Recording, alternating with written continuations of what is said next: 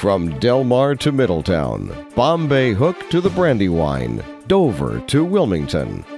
This is the Caesar Rodney Institute Policy Podcast.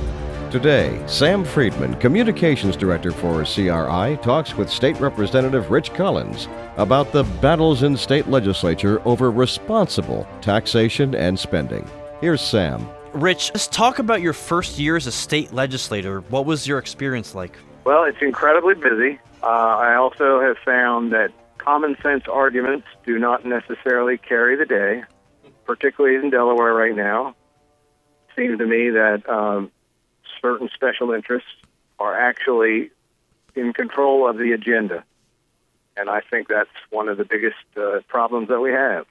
In your opinion, which special interests do you think are dominating the agenda right now?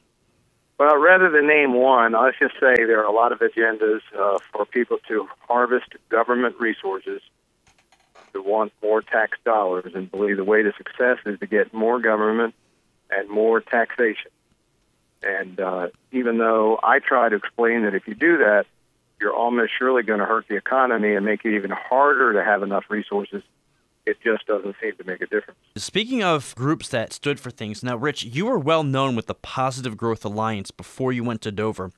What did your colleagues think of you when you showed up for the first time as a legislator? Does not seem to have been an issue.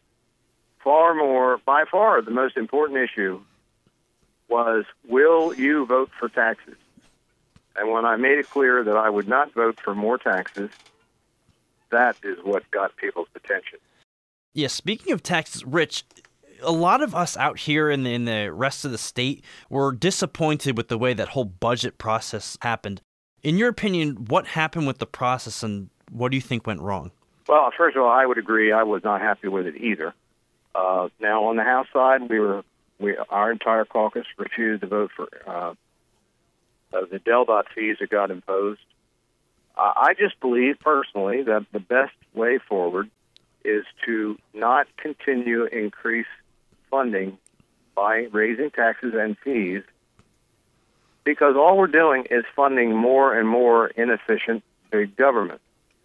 And I believe government needs to be forced to analyze where it's spending money, find out if where they're spending it is actually doing good, and then modify the budget to live within our means. And I just can't find many, especially in the controlling party, who are interested in doing that.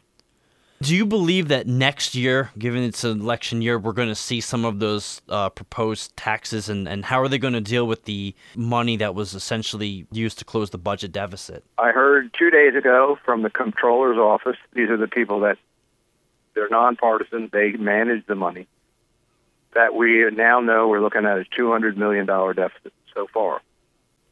I think it will be quite interesting to see what does happen.